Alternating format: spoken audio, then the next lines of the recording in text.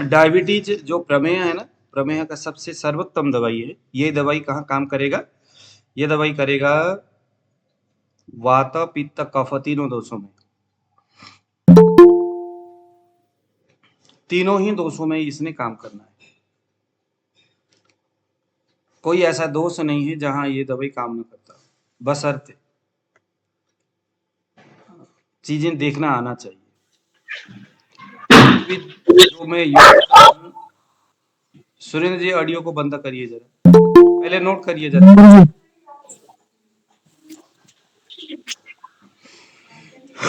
लिखिए जरा, लोह भस्म 20 ग्राम।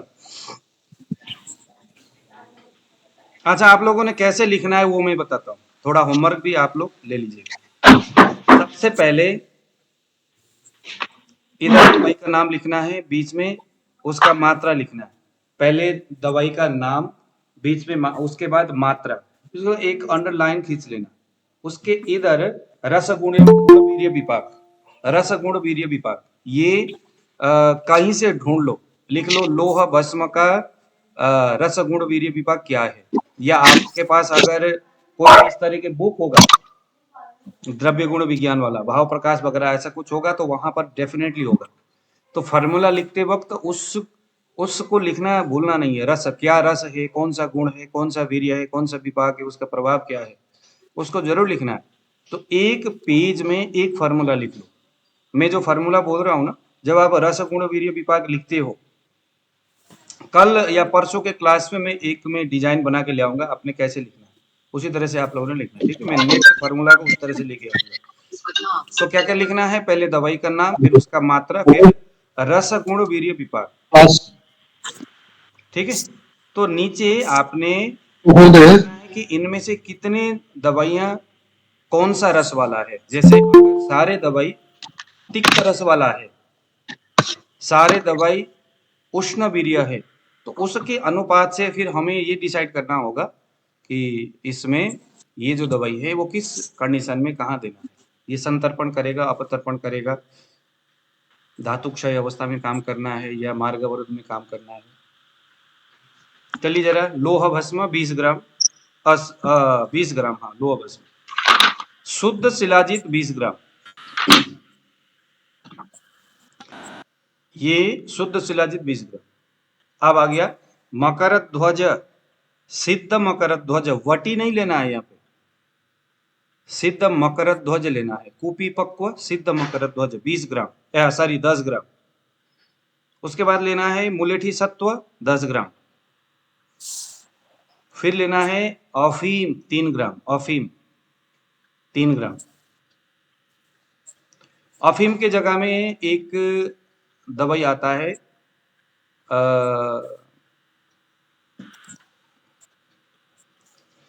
उसका नाम मैं भूल गया, उसमें अफीम डाला हुआ है, मैं बताऊंगा बाद में। कामिनी कामिनी विद्रावण हाँ, रस है क्या गुरु कामिनी जी? विद्रावण रस, हाँ कामिनी विद्रावण रस जो है उसमें अहिफेन है। तो आप यहाँ पर वो कामिनी विद्रावण रस जो है 3 ग्राम उसको डाल दो, बाजार में मिलता ही मिलता है ना सुनील जी बाजार में। कामिनी क्या बोला? कामिनी विद्रावण मिल जाता है, पंजाब में कम मिलता है। ओके, तो यूपी से मंगा लेना कहीं से, राजस्थान से। राजस्थान से 3 ग्राम। पंजाब में तो अहीफेनी मिल जाएगी। हाँ मिल जाएगी। चलो, अब आ गया स्वर्ण वंग 6 ग्राम, स्वर्ण वंग, ये वंग भस्मा नहीं है, स्वर्ण वंग 6 ग्राम, ये गोल्डन कलर का होता है। फिर आ गया त्रिवंग भस्मा 10 ग्राम, त्रिवंग भस्म 10 ग्राम। फिर आ गया वसंत कुसुमा का रस 10 ग्राम। बस ये योग को जिसने पहचान लिया वो गदगद हो जाएगा। यहाँ पर ये योग इतना जबरदस्त है, महंगा जरूर है। वसंत कुसुम आकर कितने ग्राम है? 10 ग्राम। गुरु जी एक बार रिपीट कर दो इसे। लोहा भस्म 20 ग्राम। इन्होंने पकड़ लिया। शिलाजित 20 ग्राम, मकर ध्वज, सिद्ध मकर ध्वज, कुपी पक्व रसायन सिद्ध मकर ध्वज 10 ग्राम, मुलेठी सत्व 10 ग्राम,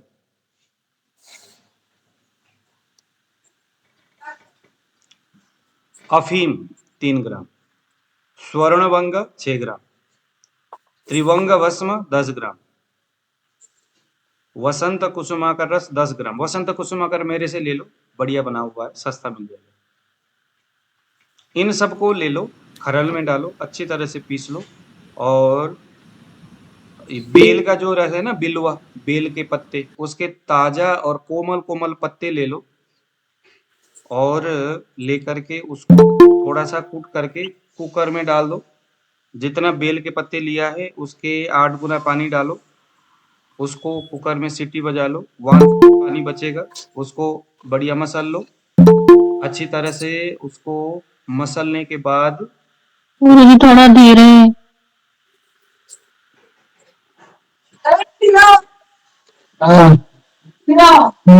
भावना देना, मतलब बेल के पत्ते के रस से भावना देना है।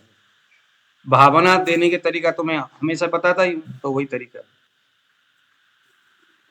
भावना देना, बेल के पत्ते ले लो, बेल के पत्ते को थोड़ा सा कैंची से किसी से काटो, हल्का सा कुकर में डालो, और कम से कम भी आप लगा लो कि गिन करके 100 ग्राम बेल के पत्ते ले लो, सॉरी 100 बेल के पत्ते ले लो, 100 पीस।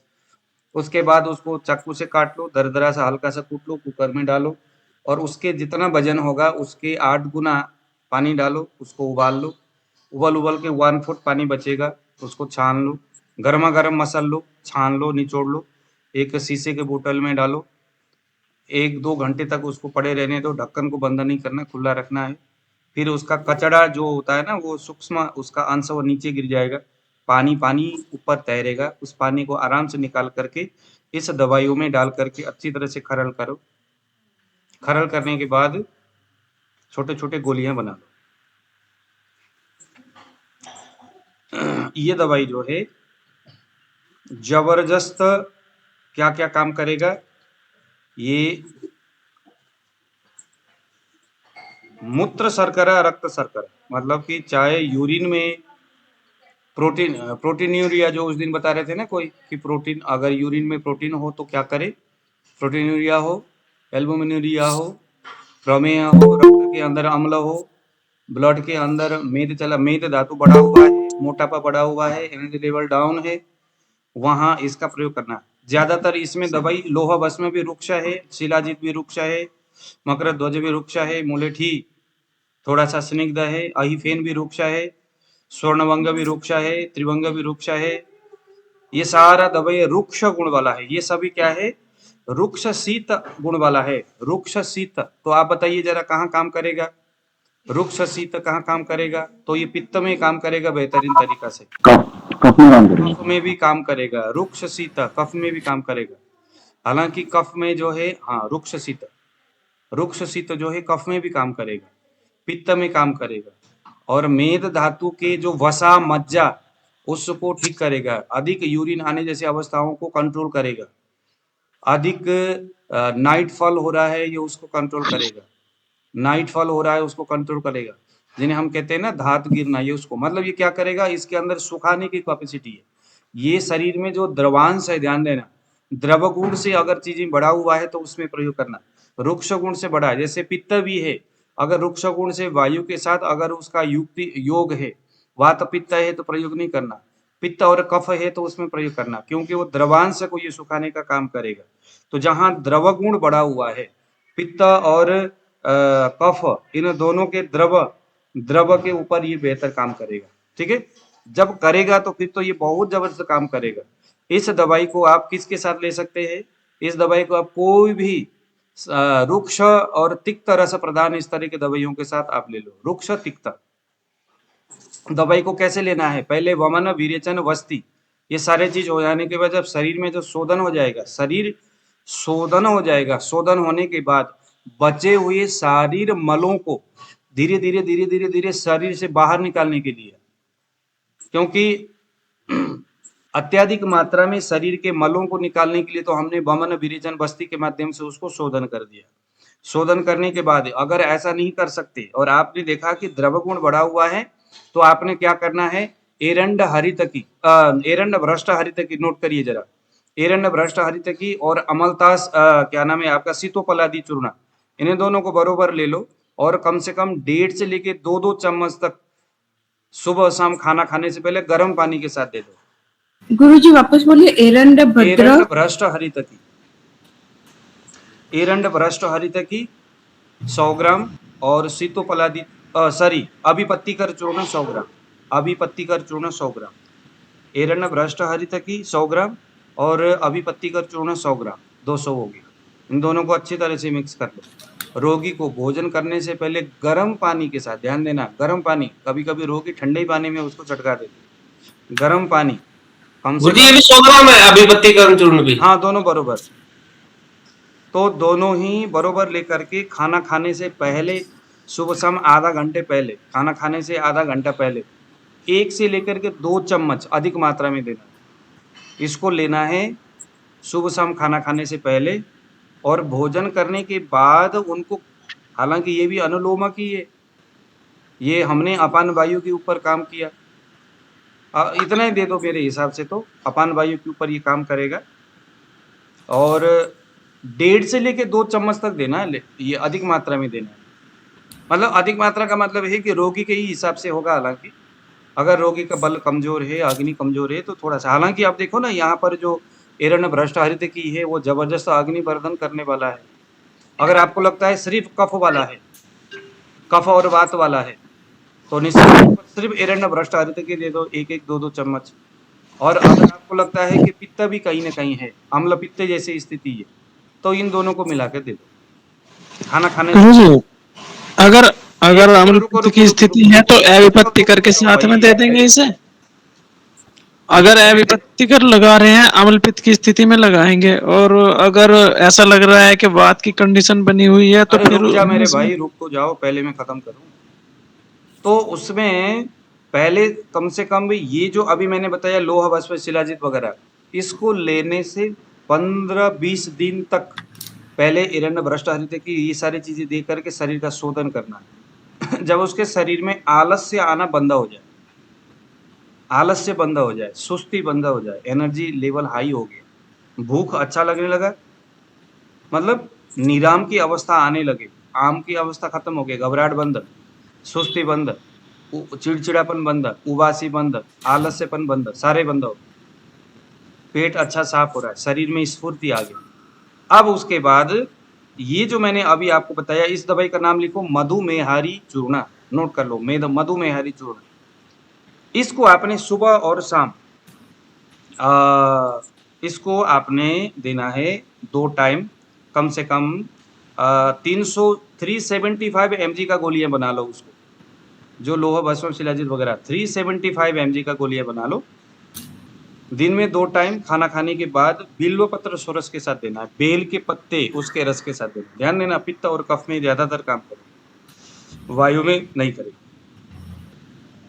अब बताओ जरा क्या क्वेश्चन है? गुरुजी आपने कौन यस यस, ये आपने अभी बोला ना, ये आलस्य, भूख और चिड़चिड़ापन होने के टाइम पे सुबह शाम वो कोई तो दवाई का नाम बोला ना लास्ट में अभी? नहीं, वो जो मैंने अभी पहले बताया नहीं था आपको फार्मूला, मधुमेहारी चूर्ण। नहीं, देखो, जब तक उसके शरीर में ये सारी चीजें खत्म नहीं होता तब तक आम अवस्था में है, ऐसा मानेंगे ना। जब आदमी को आम अवस्था में होता है तो चिड़चिड़ा होना, ज्यादा भूख लगना या बिल्कुल भी भूख ना लगना, नींद, सुस्ती, थकान, उबासी, चिंता, शोक, ये सारी चीजें जब व्यक्ति के शरीर में टॉक्सिन बढ़ता है तो होता है। जब टॉक्सिन खत्म हो जाए दवाई लेने से या कुछ भी करने से, तो क्या होगा, एनर्जेटिक होता है हमेशा, ठीक है। तो जहां आपको लगा कि शरीर एकदम सही हो गया, डायबिटीज लेवल उसके बैलेंस में आ गया, इतने से बैलेंस में आ जाता है, क्योंकि आम खत्म, सारे काम खत्म। उसके बाद क्योंकि ये जो अभिपत्तिकर चूर्ण जो है ना, वो अम्लता के ऊपर भी काम करता है। और उस दिन मैंने एक बताया था ना आपको, ये अम्ल पित्त जो अभिपत्तिकर चूर्ण, वो अम्ल पित्त के अधिकार क्षेत्र में है, वो मतलब अम्ल पित्त को नाश करता है। तो इसीलिए शरीर में जो रस धातु है, जो रस है, अपक्व रस ही अम्ल स्वरूप को प्राप्त करके रक्त में गया, उस दिन हम बता रहे थे। तो ये कॉम्बिनेशन उस अम्ल धर्म को भी डाइजेस्ट करता है और वो दोबारा उसको सार्किट विभाजन होने की उस स्थिति में लेके जाता है। तो जब ये पूरी तरह से देना, कम से कम 15-20 दिन तक दे दो, या उसकी स्थिति को देख करके किसी को 10 दिन में हो जाए, किसी को 7 दिन में हो जाए, तो उसके बाद फिर कुछ करने की जरूरत नहीं है। बस यही जो दवाई है जो मैंने अभी आपको मधुमेह हरी जो बताया, वो आप बेल के पत्ते के साथ सुबह शाम 375 375 mg एक एक टैबलेट, दो टैबलेट जो जितना भी बनता है उसके बल के हिसाब से दे दो। डायबिटीज में बहुत अच्छा काम करता है, लेकिन वातज भी ना देना। हाँ, बताइए और किसी का कोई क्वेश्चन? जी मुझे इसमें कुछ कहना था गुरुजी। मैं ये कह रहा था कि ये हालांकि काफी ज्यादा महंगा है फॉर्मूला, और अच्छा भी है, कंटेंट भी इसके सारे काफी दमदार है। तो जैसे मतलब अगर वायु की स्थिति बनी हुई है तो फिर एरंड भ्रष्ट हरित के साथ में हम हिंगवाष्टक चूर्ण इस्तेमाल कर सकते हैं। और हाँ, जब अगर कफावृत, देखो अगर कफवात है ना तो हिंगवाष्टक चूर्ण वहां दिया जाता है, कटुरस हाँ है। जी, और ये भी कह रहा था मैं, अगर ये मान लो कोई बहुत ही गरीब हमारे पास में कोई मरीज आ गया है, रोगी आ गया, तो हम पीपल के पत्ते और नीम के पत्तियों के इसका कॉम्बिनेशन बना के हम ये गुण यहाँ से ले सकते हैं। मैं ये हाँ कहना चाह रहा था। हाँ हाँ, नहीं नहीं, वो भी सही है। वो अगर किसी का क्या नाम है आपका, क्रेटिन लेवल बढ़ा हुआ है, किसी का मत क्रेटिन लेवल को कंट्रोल करता है वो, ये जो अभी आप, क्योंकि क्योंकि मैंने ये करके देखा हुआ है, इस पे जो है मतलब बहुत अच्छे देखो रिजल्ट्स वो क्या आते है हैं। ना, रुक्षता को बढ़ाता है। वहां पर भी वो द्रवगुण से अगर बढ़ा है, शरीर मोटा है, कि उससे कमजोरी भी आती है, उसको घबराहट